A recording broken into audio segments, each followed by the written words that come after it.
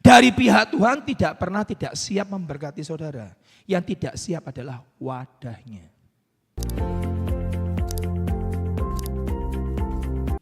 Tuhan itu berkembang. Tuhan itu selalu baru setiap pagi.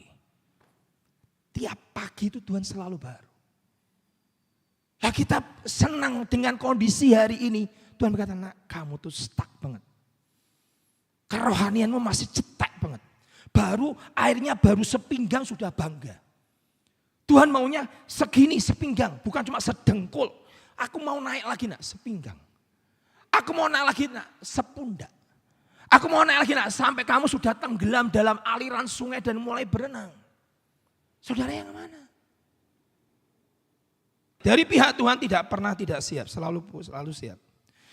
Wahyu 3 ayat 16 berkata, aku tahu pekerjaanmu, engkau tidak dingin dan tidak panas.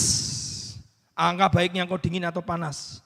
Karena engkau suam-suam kuku tidak dingin dan tidak panas, aku muntahkan kau dari. Saya takut sekali. Kalau sampai Tuhan memuntahkan hidup kita tuh saya takut sekali. Satu kali saudara saya ini pergi ke satu tempat di Surabaya. Ada seorang ibu yang mempunyai persuahan hamba Tuhan sekitar 450. Dan beliau ini mempunyai rumah vintage atau rumahnya itu adalah heritage, rumahnya kuno. Rumahnya masih bagus, direnovasi dan bagus dan tidak boleh mengubah bentuknya. Bentuknya masih kuno dan bagus sekali. Tapi ada kendala. Para pendeta yang dibuat seminar setiap bulan ini 450 hamba Tuhan ini setiap kali ibadah kesemuan saudara. Sumuk, gerah, panas. Dan ibu ini cukup kaya, saya tahu ibu ini kaya sekali. Dan dia berkata, Pak saya ini sudah berjuang bagaimana menambah AC saya loh Pak. Bapak ini saya mau tak kasih 6 AC standing, mau 7, mau 8, mau 9, mau 10 AC enggak masalah buat saya.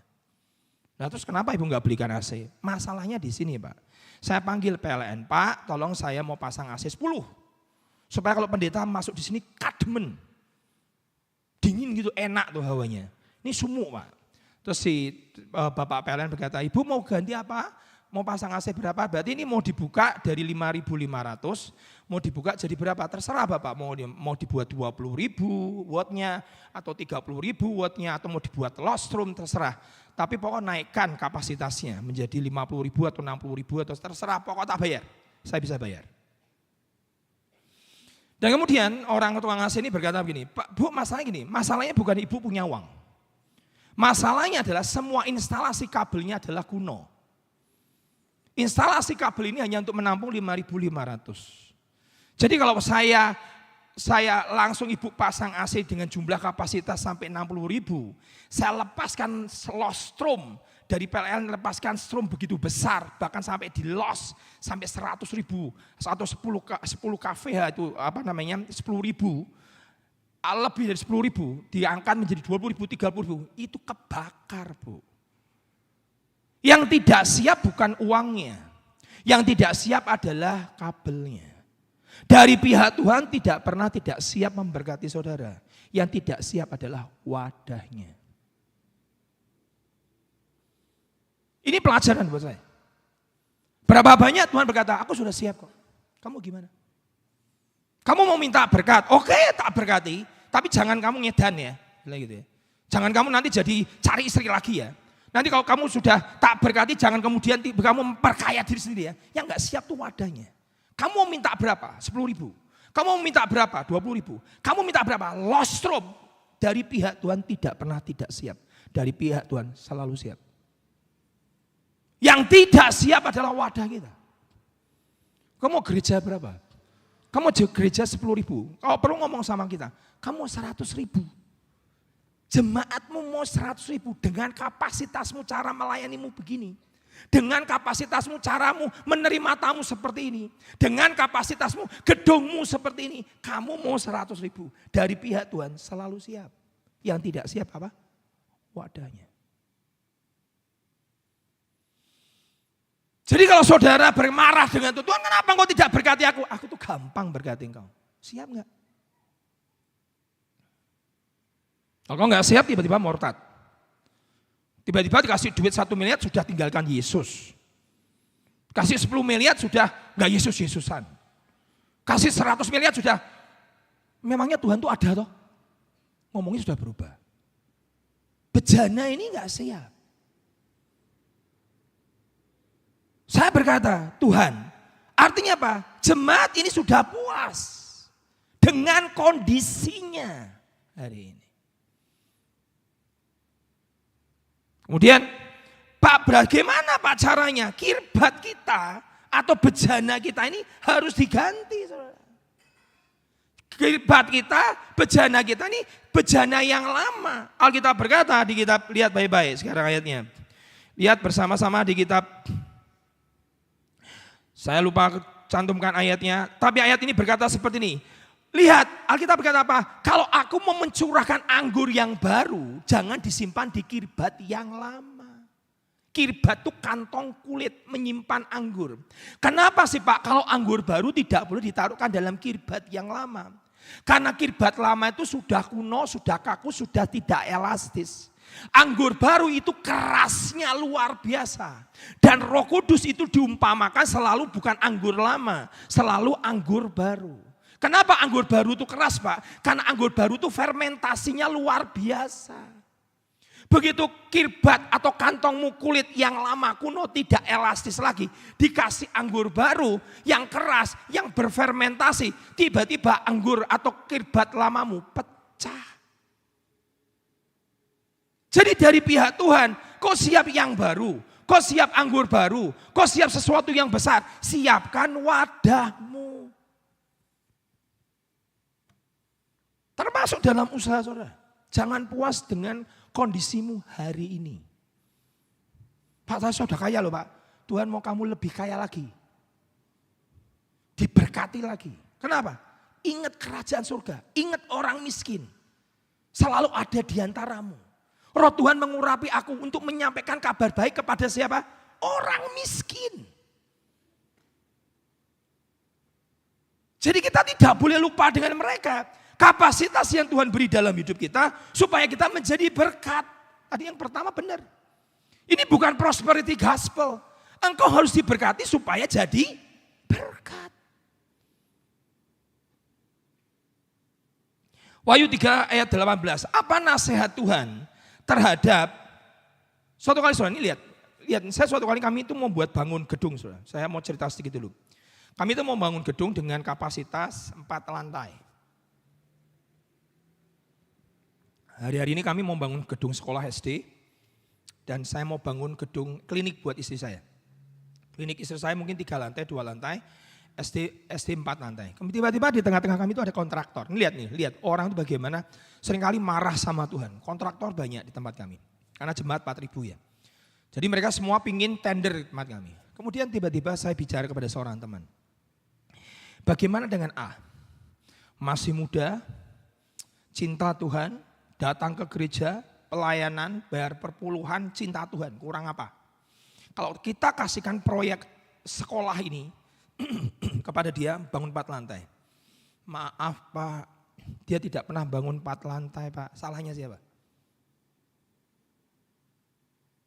Saya ulangi, salah siapa? Lalu sudah kita tunjuk loh. Kalau A bagaimana? Dia nggak pernah bangun 4 lantai Pak. Dia hanya punya kapasitas bangun cuma 1 lantai. Salah siapa? Berkat dari Tuhan sudah siap loh. Yang tidak siap siapa? Salurannya. Pak, bagaimana saya bisa siap? Upgrade dirimu. Ilmu pengetahuan itu nggak salah. Kalau engkau hanya bisa siap 2 lantai, belajar dong sampai 4 lantai. Belajar dong tentang bagaimana membangun rumah, membangun pabrik, bangun semuanya. Belajar. Jadi kalau dari Tuhan berkata, aku siapkan yang besar. Ini bejana siap. Upgrade dirimu. Karena lihat Wahyu 3:18. Sekarang bagaimana Pak caranya kita ini bisa hidup supaya tidak pernah puas dengan keadaan kita hari ini. Lihat Wahyu 3:18, apa nasihat Tuhan kepada jemaat Laodikia? Maka aku menasihatkan kau supaya engkau membeli emas daripadaku yang telah dimurnikan dalam api agar engkau menjadi apa?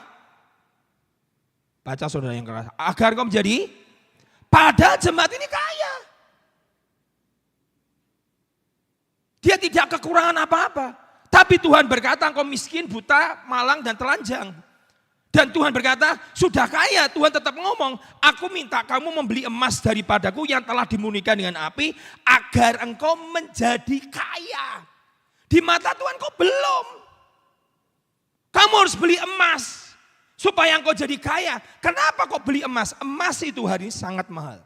Semakin emas itu dibakar dengan api, kata Alkitab, yang telah dimurnikan dengan api, semakin dibakar dengan api, emas itu semakin hangus?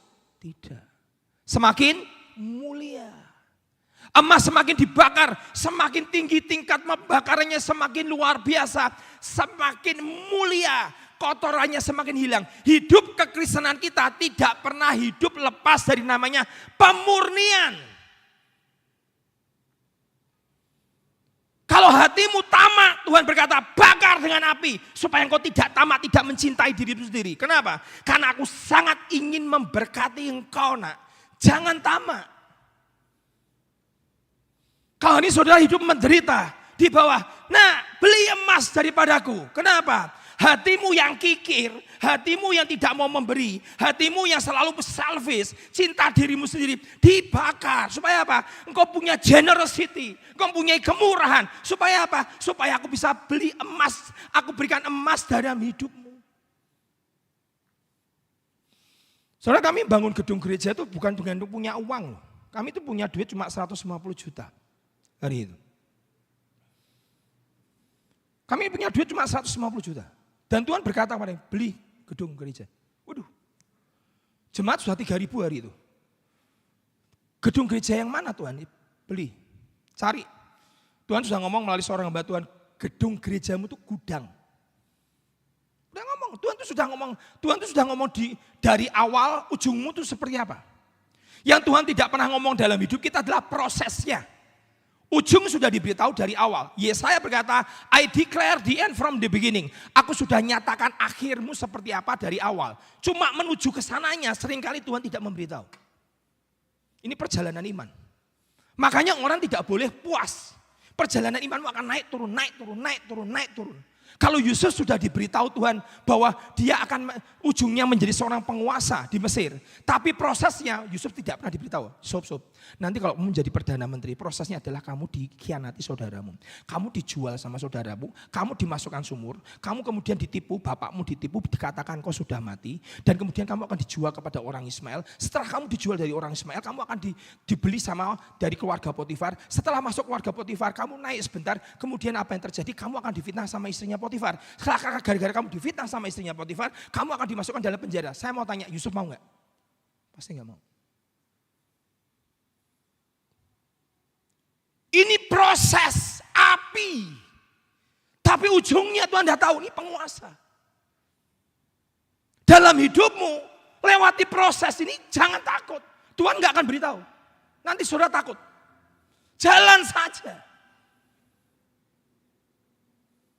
Sampai suatu kali saudara akan berkata, untuk maksud inilah kenapa aku harus lewati ini semua. Belilah emas daripadaku yang dimurnikan dalam api. Jadi kalau engkau melewati api, Yesaya berkata, engkau melewati api, engkau enggak akan hangus. Engkau melewati air, engkau tidak akan hanyut. Kekristenanmu tidak akan pernah lepas dari namanya aniaya. Api. 2 Timotius 3 ayat 12. Apa kata 2 Timotius 3 ayat 12? Memang setiap orang yang mau hidup beribadah. Saudara ini hidup beribadah apa enggak? Kalau engkau hidup beribadah di dalam Kristus Yesus akan... Kita ini orang beribadah Pak. Berarti kalau engkau beribadah, jangan alergi dengan namanya aniaya. Biasa. Saya keluar gereja juga dimaki-maki orang. Yang maki-maki mending ke orang luar, pendeta satu kota. Atau apa, terserah, biasa. Tapi jangan takut kalau engkau di dalam Tuhan, gak usah takut. Tuhan ngomong, ambil gedung itu. Yang mana Tuhan? Itu. Tuhan itu harganya berember-ember. Duitnya cuma 150 juta, ini berember-ember. Sudah suruh beli gedung, gedungnya jumlahnya 3, gudangnya 3. Tuhan satu aja, enggak, 3. Loh, itu Tuhan bukan ngomong di telinga lo ya. 3 Tuhan. Yang jual bukan orang Kristen, Pak beli Pak, enggak Kristen nih. Bapak beriman, lo kok enak ngomong. Nanti bayar sesuai berkat Tuhan. Enak kamu ngomong, tetap bayar kan. Tidak mungkin tiap bulan saya nyicil duit 10.000 rupiah kan nggak mungkin toh saudara. Mau ember-ember. Tapi lihat, Tuhan mau apa? Berjalan. Aku sertai engkau. Kekristenan kau tidak boleh puas dengan keadaan kondisimu hari ini. Dia mau sedang melakukan perjalanan iman di dalam hidupmu. Yang seringkali, Tuhan tolong. Nah itu miskin di hadapan Allah. Aku gak sanggup lagi, Tuhan tolong. Itu miskin di hadapan Allah.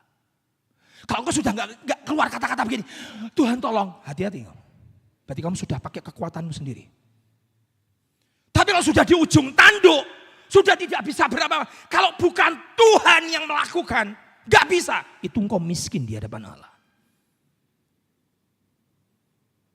Tuhan tuh suka ahli membawa kita di batas kesanggupan. Paling suka. Sudah, nggak bisa. Udah Tuhan. Masih pakai kekuatan. Terus no. Nih orang Jawa yang ngomong, terus no. Sudah nggak bisa, nanti dia akan turun tangan. Hidup karena emas itu dimurnikan, beli nak daripadaku emas. Pada saat saya jalani saudara, begitu kami deal beli gedung itu.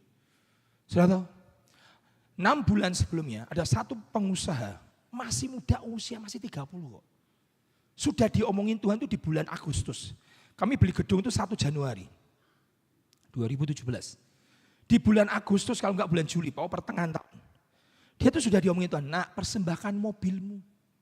Nak mau, aku kerja susah-susah. Masih muda punya mobil. Dikasihkan Tuhan, kasihkan, enggak mau. Ya hanya dia, Tuhan enggak bisa paksa saudara. Dan kami waktu itu belum beli gedung. Tapi setelah kemudian dia ngomong lagi sama dia, belikan nak. Enggak Tuhan, aku ini masih muda, masih cakep, masih oke, mau kaya raya, hidup enak, dan semuanya serba. Sekarang aku sudah sangat diberkati, beri nak.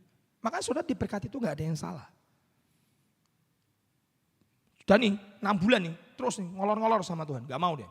Begitu deal hari tanggal 1 Januari 2017, kami berkata kepada jemaat, kami beli gedung, 3 gedung ini, kita ambil untuk kemuliaan Tuhan. Tiba-tiba Tuhan tuh ngomong pribadi kepada orang ini, 6 bulan kan sudah ngomong. Selama 6 bulan dia tidak mengabaikan, tapi di akhir tanggal 1 Januari berkata, Tuhan, mau apa? Aku mau berkati engkau, lepaskan. Masalahnya yang dilepaskan itu bukan mobil Innova. Saudara tahu mobilnya apa? Porsche. Tahu Porsche? Jalan di sini nggak bisa. Terlalu pendek. Mobil mewah ini. Tuhan lepas. Kasih. Nah, aku mau berkati engkau. Gak ada yang salah dengan berkat. Tapi jangan sampai berkat itu menguasai saudara. Boleh Pak diberkati? Boleh. Tapi ini gak menguasai saya. Saya pakai baju boleh, harus. Supaya gak kelihatan telanjang. Tapi baju ini tidak boleh menguasai engkau. Diberkati boleh, boleh. Sebagai pakaian aja. Tapi tidak pernah berkati menguasai. Sudah ngerti? Dilepas berkati. Bawa BPKB, bawa STNK, bawa kunci, bawa semuanya. Mobil ditaruh depan gereja. Saya masih ingat itu warna putih. Harga bekasnya ember. Kenapa Tuhan berkata beli nak? Aku akan berkati kamu. Tapi jalanlah dengan iman. Setiap kita harus melakukan perjalanan dengan Tuhan. Harus, siapapun. Di posisi manapun. Kau harus jalan dengan aku. Hari ini hidupnya sangat diberkati. Sangat, masih muda. Tapi saya cukup berkata, kamu hebat. Bisa melepas satu mobil begitu buat saya gak gampang, gak mudah. Tapi aku betul-betul mengasihi Tuhan. Amin. Saudara mengasihi Tuhan, diberkati gak masalah. Berkat itu tidak pernah entangle dalam hidupmu. Apa artinya entangle? Berkat itu tidak pernah menguasai saudara. Lepas. Semakin miskin? Enggak, semakin kaya. Kenapa? Berbahagialah orang yang memberi, karena dia akan diberi. Barang siapa menabur banyak, di Alkitab berkata dia bertambah kaya. Enggak ada hukumnya. menabur berlimpah-limpah, semakin diberkati. Kami di gereja nggak pernah khotbah tentang perpuluhan, tentang memberi, tapi jemaat kami cara memberinya, luar biasa. Belilah emas daripadaku yang telah dimurnikan di dalam api. Lihat saudara, agar engkau menjadi kaya dan juga pakaian putih, Wahyu 3:18. Agar engkau menjadi kaya dan juga pakaian putih. Kenapa dikasih pakaian putih? Padahal jemaat Laodikia jemaat punya pabrik kain. Loh, jemaat punya pabrik kain kok Tuhan ngomong telanjang. Suruh beli pakaian putih buat apa? Supaya engkau memakainya agar engkau jangan kelihatan ketelanjanganmu. Loh, jemaat ini aneh ya, punya pabrik kain kok telanjang. Banyak orang Kristen merasa dirinya, aku ini benar. Enggak, Tuhan ngomong kamu telanjang. Jangan menilai menurut opini kebanyakan orang. Jangan menurut, kata Laodikia adalah penilaian menurut kebanyakan. Nama Laodikia artinya adalah hukum atau opini pendapat menurut khalayak banyak orang. Jemaat ini merasa dirinya tidak telanjang, punya pabrik kain kok telanjang. Yang gawat lagi, yang memalukan. Dan lagi minyak untuk melupas matamu. Minyak itu diproduksi di jemaat di Laodikia sebagai kedokteran mereka. Punya salep pengoles mata yang sangat canggih. Bisa membuka matanya yang buta, bisa melihat. Tapi Tuhan berkata apa? Katakan sini. Tuhan berkata, belilah dan lagi minyak untuk melupas matamu supaya engkau bisa melihat. Banyak orang Kristen buta. Buta apa Pak? Tidak bisa melihat destiny. Tidak bisa melihat program Tuhan. Tidak bisa melihat karya Tuhan. Tidak bisa melihat ke depan itu seperti apa. Orang Kristen banyak yang buta. Alkitab berkata apa? Beli minyak. Supaya engkau bisa lihat program Tuhan. Supaya engkau bisa melihat kehendak Tuhan. Supaya engkau melihat destiny Tuhan dalam hidupmu. Saya nggak pernah puas. Hari ini saya sedang seperti sarang induk Raja Wali sedang dijungkir balikan. Kenyamanan saya sedang digugah Tuhan. Ayo, kamu harus jauh. Masih banyak potensi yang besar yang Tuhan mau beri dalam hidupmu dan belum tercapai. Kemalasankah? Keenggananlah? Kelalaianlah? Itu yang seringkali menghambat Tuhan untuk memberikan sesuatu dalam hidupmu. Wahyu 3 ayat 20. Wahyu 3 ayat 20. Dan ayat ini gawat sekali. Ayat ini gawat sekali. Lihatlah aku berdiri di muka pintu dan mengetuk. Ini ayat dulu dipakai untuk orang terima Tuhan Yesus. Tapi ini ayatnya adalah ayat teguran yang keras buat jemaat Laodikia. Wahyu 3:20, lihat aku berdiri di muka pintu dan mengetuk.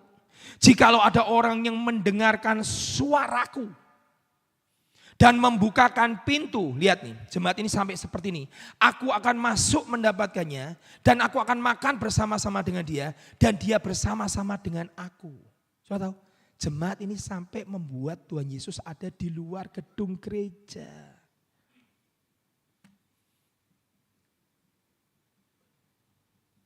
Berapa banyak kita membuat Tuhan Yesus berada di luar hidup kita.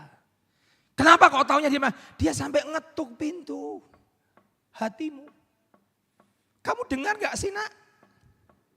Aku mau masuk. Dan aku mau mendapatkan engkau dan aku mau makan bersama-sama dengan engkau. Dan kau bersama-sama. Dia ngetuk terus pintu hatimu. Jemaat ini karena merasa dirinya sudah puas. Dia tanpa sengaja dia sudah disuam. Jemaat ini akhirnya membuat Tuhan Yesus berada di luar gereja. Ini warning keras buat gereja kami. Saya ngomong kamu terus gak berubah. Suatu kali kamu akan tempatkan Yesus di luar. Tidak lagi di dalam.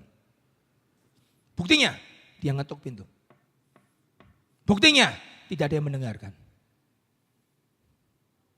Kalau engkau sudah puas dengan keadaanmu hari ini, dia sedang ngetuk pintu. Nah, berubah. Saya kasih cerita. Ada kopi yang sangat terkenal. Saya suka kopi. Saya penggemar kopi. Setiap pagi bangun, pertama kali yang saya minum adalah kopi. Kenapa Pak? Supaya melek. Supaya apa? Bisa berdoa. Pengurapan saya langsung turun kalau minum kopi. Dan kemudian saya dengar katanya di kota itu sampai pejabat-pejabat besar itu datang ke minum kopi di tempatnya Ang itu ini. Sampai suatu kali terjadi. Lihat saudara. Ini seperti Tuhan Yesus. Tiba-tiba ada salah satu orang berkuasa dari negeri ini. Mau datang ke tempat kopi itu. Tapi karena kehadiran beliau harus ada protokoler. Ajudan harus datang dulu tanya, boleh enggak ciri khasnya diganti sebentar. Karena ini pejabat berpenguasa akan datang ke sini mau minum kopi aja. Tetap bayar, tetap semuanya. Bahkan kami book satu kopi ini semua kami bayar dengan harga spesial lah mungkin lah. Tapi saya minta ciri khasnya tolong diubah sedikit. Boleh enggak? Sudah tahu jawabannya? Padahal ini penguasa besar. Dan sangat mempunyai pengaruh. Jawabannya gini, kayak orang Jawa. Kita sebenarnya orang Rembang bisa bahasa Jawa enggak sih? Bisa ya? Siapa yang bisa bahasa Jawa angkat tangan ini? Kalau bahasa Jawa itu lebih enak. Ngomongnya gini, nek gelem ini, yang ini, nek gelem ya wis. Tahu artinya? Kalau mau begini ya sudah, kalau enggak mau ya sudah. Ciri khasku ya begini, kalau enggak mau datang terserah mau siapapun mau datang. Pokoknya kalau tidak mau pakai ciri khasku ya enggak usah. Ditolak kan? Karena ditolak, kemudian si istilahnya man of influence, orang punya pengaruh ini pindah. Ya sudahlah, ya dia nggak mau karena itu ciri khasnya beliau menghormati. Tidak apa-apa lah, saya tak pindah ke tempat kopi yang hari itu belum sangat terkenal. Tapi orangnya masih muda, umur 30 tahun. Bahkan saya pergi ke tempat kopi yang second pilihan itu, ke sana. Itu di foto pajang besar, keluarga emak, engkong, nenek, buyut, cicit semua foto bareng sama penguasa ini. Wah keren ya, iya. Saya datangan Pak, kumpulkan semua tajak foto. Kapan lagi mau berkunjung ke tempat saya? Gara-gara yang pertama nggak mau. Begitu pindah ke tempat yang nomor B, kedua. Ini langsung viral. Diliput seluruh Indonesia. Dan yang nomor 2B, sekarang buka cabang di mana-mana, termasuk di airport. Yang engkong yang punya ciri khas, tetap di kotanya terkenal dan tidak kemana-mana. Kenapa? Sudah berapa banyak Tuhan ingin mengunjungi dalam hidupmu. Tapi kekakuan kita. Kau tidak mau berubah, bejana ini. Yang saya katakan tadi, dari pihak Tuhan selalu siap. Yang tidak pernah siap adalah dirimu yang tidak mau berubah. Oleh pembaharuan budimu, kata Alkitab. Sekarang yang pertama gelo. Menyesal. Tapi nasi sudah jadi bubur. Dan akhirnya yang kedua jadi viral di mana-mana. Dipakai untuk sebagai loncatan dia untuk promosi di mana-mana. Tuhan ingin mengunjungi hidup kita. Tapi kita berkata, nggak mau Tuhan, pokoknya aku lebih suka gereja seperti ini. Nggak mau Tuhan, pokoknya hidup rohani aku maunya seperti ini. Nggak mau Tuhan, ya berdoa ya gini. Ya mau Tuhan, aku nggak mau berubah. Seringkali Tuhan mau mengunjungi bahkan sampai mengetuk pintu. Nah, aku mau masuk, aku mau membawa. Ingat, kalau Tuhan masuk dalam hidup seseorang, Tuhan tidak pernah minta makan. Tuhan selalu siapkan. Raja itu kalau membuat perjamuan, itu semua tersedia. Jadi kalau raja di atas segala raja mau mengunjungi hidup kita, itu semua tersedia. Tidak ada yang tidak tersedia. Saya minta pemuji bisa ke depan. Pemain musik. Artinya apa? Yang seringkali tidak siap adalah siapa? Hidup kita. Padahal Tuhan ingin mencurahkan yang luar biasa dalam hidup kita. Ingat saudara, jemaat ini adalah jemaat yang sudah puas dengan kondisinya. Ayat yang terakhir. Wahyu 3 ayat 19. Wahyu 3 ayat 19. Apa kata Alkitab? Terakhir. Lihat baca ini sama-sama, saya minta semua saudara baca dengan keras. Wahyu pasal 3 ayat 19. Baca sama-sama dengan keras. 3, 4, ayat yang paling terakhir, peringatan terakhir untuk jemaat Laodikia. 3, 4, barang siapa, apa? Saudara dikasihi Tuhan. Amin. Lihat, apa kalau orang yang dikasihi itu cirinya apa? 3, 4. Iya, kau tegur. Dan kau hajar. Dan relakan hatimu, jangan marah. Berapa banyak kita ini marah kalau dapat teguran Tuhan. Kau kukasihi. Kita berkata apa? Relakan hatimu. Ku tegur dan ku hajar. Relakan hatimu. Dan lihat, kata ini berkatalah. Dan bertobatlah. Kata bertobat itu adalah metanoia. Saya nggak akan panjang lebar, saya undang semua bangkit berdiri sama-sama. Sudah relakan hatimu, ku kasihkan engkau, ku kasih, ku tegur, ku hajar, relakan hatimu dan bertobatlah. Kata bertobat memakai kata metanoia. Bertobat itu bukan cuma nangis, harus ya. Broken spirit Tuhan tidak pernah menghina. Hancur hati Tuhan tidak pernah menghina. Tapi ternyata tidak cukup hanya nangis-nangis di altar. Tidak cukup nangis-nangis di kaki Tuhan. Setelah itu Alkitab berkata, bertobatlah, metanoia, berbaliklah. Kata metanoia itu perubahan di dalam pikiran. Berbalik 180 derajat. Ingat saudara, salah satu sifat manusia yang Tuhan kadang sangat sulit menembus dalam hidup kita. Enggak cuma saudara, termasuk saya. Adalah apa? Stubborn, bebal. Kita tuh sulit banget berubah. Nanti gampang saudara, Pak caranya Bapak tahu kalau kita sulit berubah gimana? Gampang. Saudara kalau tiap minggu kan mesti duduknya tempatnya sama. Betul nggak? Dulu di tempat gereja saya pernah ribut gara-gara tempat duduk. Iki zaman nenek buyutku duduk di sini. Ada cap bokong di sini. Kok kamu berani duduk tempat padahal nggak ada tulisan namanya loh. Itu artinya apa? Manusia itu sulit berubah. Benar saudara? Oh benar Pak, ini tempat duduk saya nih Pak. Ini singgasana saya. Kalau diduduki orang, awas. Rawe-rawe lantas, malam-malam putung. Itu sifat manusia.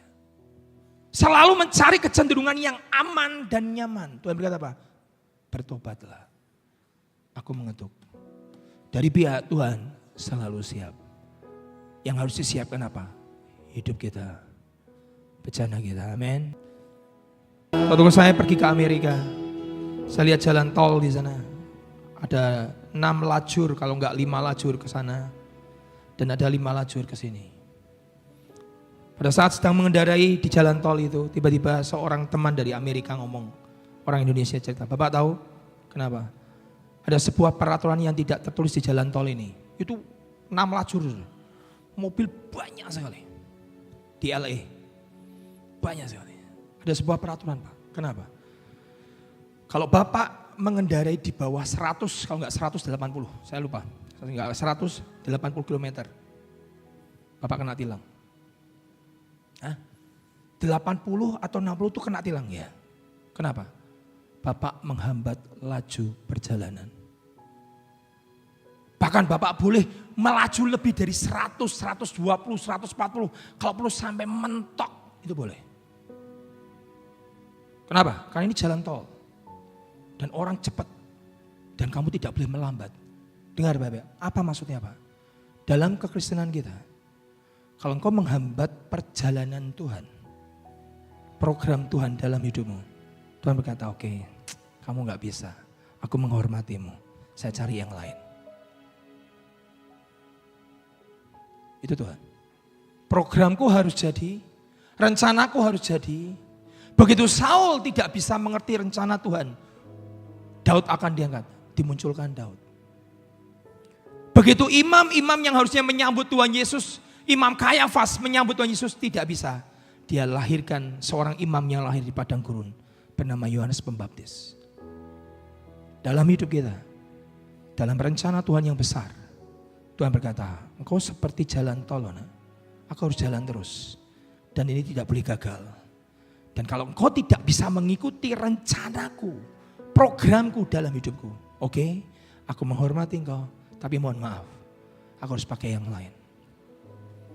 Hidup kita sama. Saya sedang wanti-wanti gereja saya. Kita harus berubah. Karena ada rencana Tuhan yang besar. Di Hagai pasal 4 kemuliaannya akan turun jauh lebih besar. Dibandingkan yang zaman Musa. Siapa percaya katakan amin.